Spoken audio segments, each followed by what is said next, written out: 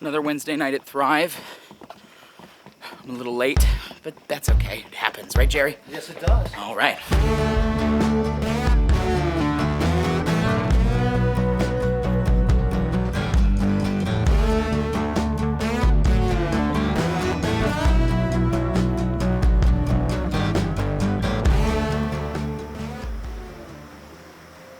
Be real. We hear that phrase a lot nowadays, huh? Be real. Take off the filters, take off the mask. And I think about how that relates to our relationship with God, with Christ.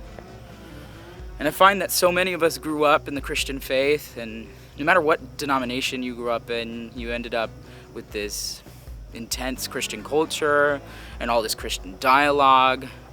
And while some of that can be great, some of it ends up being this kind of mask that we all put on. So when we're talking to other believers, and even when we're talking to God, we're saying the things that we think we're supposed to be saying, but we're not always being real. But God wants us to talk to Him.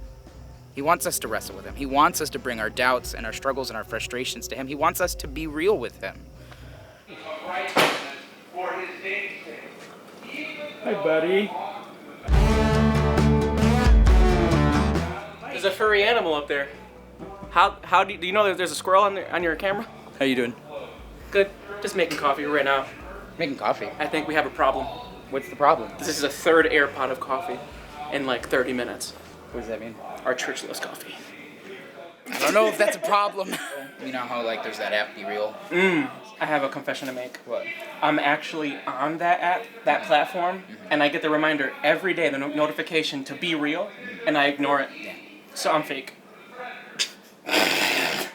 Yeah. Because it's so taboo to talk about doubts or struggles and things like that in the church community, we've made it really hard for people to feel like they could be real, and they end up going through life with this really shallow, skin-deep relationship with Jesus. Yeah. The word one another is mentioned in the New Testament over 100 times. And if we are not pursuing this life of following Christ with another person, we're not going to be getting far. Yeah, and the way that we can encourage other people who are struggling to find that community is by creating a safe place for people to be real and authentic. Because if they feel like they can't be safe with us, there's times where they're going to feel like they can't be safe with God either. Yeah. Does that make sense? Yeah, absolutely. One of the last things I tell people if I'm meeting you for the first time is what I do for work. Because there's a mask that comes up. Instead, I just talk to them, I listen to them, and I want them to know me as Lenny, not Pastor Lenny. Because if I start off like that, they won't talk to me. And it's unfortunately that we kind of like have so many walls.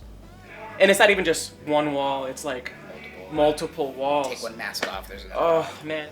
The moment I really found myself really turning back towards God and very slowly trying to make Him a priority in my life was when I admitted He wasn't.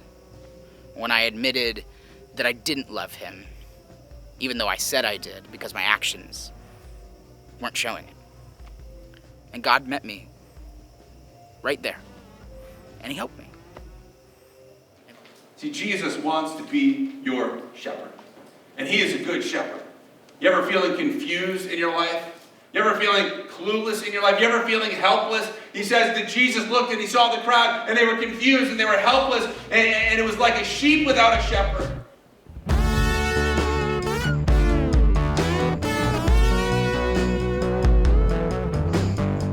So if you find yourself struggling to be real with God and with other people, I get it. I'm right there with you.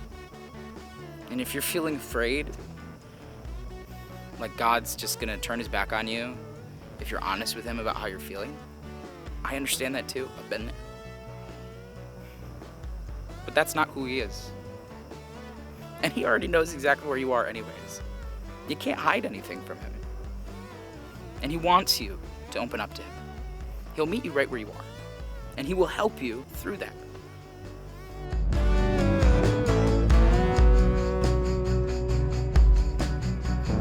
I am a good shepherd. Otherwise, I am a good shepherd. I know my own sheep, and they know me. Just as my Father knows me, and I know the Father, so I sacrifice Sugar.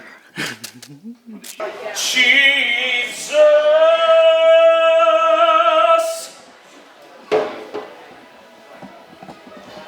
You're a lot to deal with. Just so you know. You're a lot. You're a lot to put up with. How?